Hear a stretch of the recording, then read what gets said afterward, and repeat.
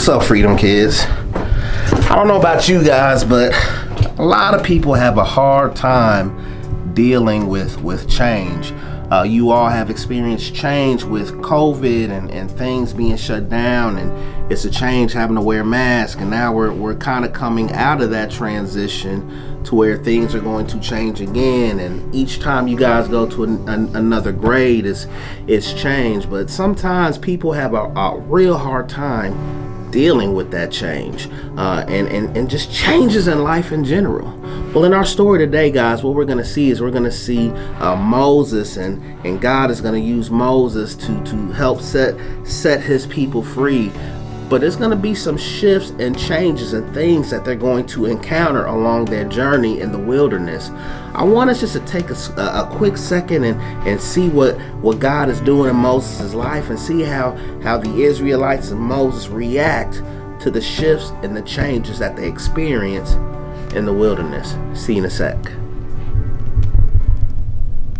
Stories of the Bible. Moses in the wilderness.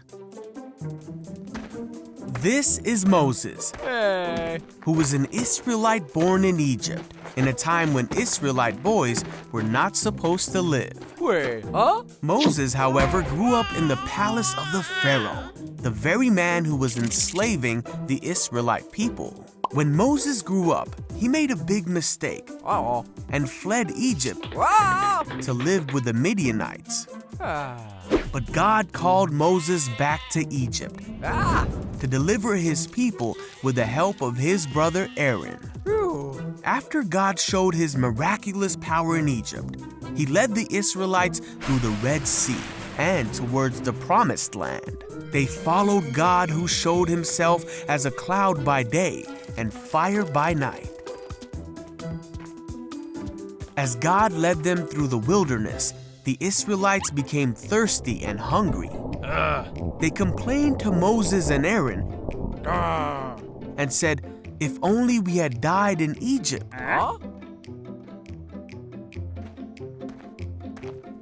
God said to Moses that he would provide for his people.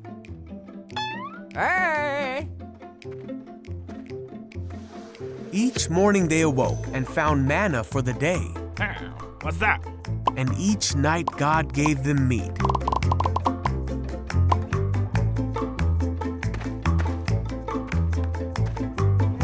The people were still thirsty, and they were mad at Moses, saying, "Did you bring us out here to die of thirst?" So Moses cried out to God, and God told Moses to strike a rock, and water came flowing out of it for the people to drink. And so the Lord provided for his people's needs.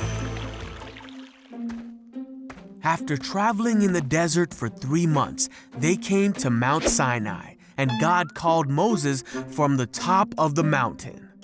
God spoke to Moses there of the future of his people and reminded him of the miracles of the past. After 3 days, there was thunder and lightning as a thick cloud covered the mountain. The people heard a loud trumpet blast. And Moses led people to the foot of the mountain to meet with God. God told them how his people were to live and how they were to honor him and respect each other.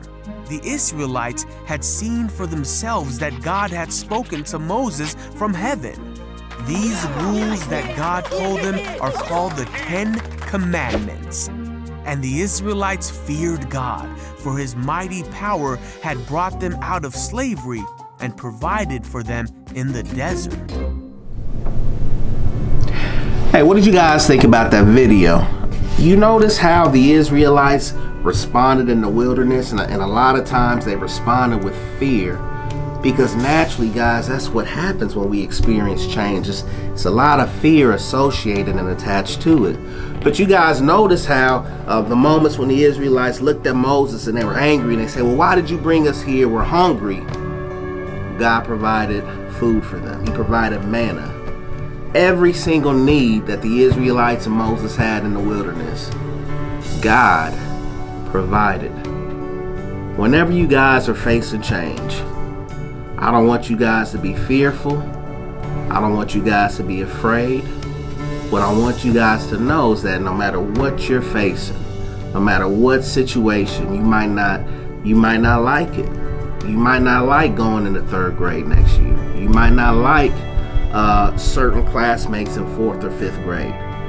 But whenever you deal with change, I want you to realize something, that no matter what you face, that God loves you so much, He already has your back. And just like Moses and the Israelites had so many needs in the wilderness, in a place where they felt like they had no control and they had no other options but to just trust God, I want you to choose to trust the Lord instead of being afraid and fearful. And know that no matter what you face, no matter what change comes, that God has your back and He's going to meet whatever need that you have. I love you guys. God bless.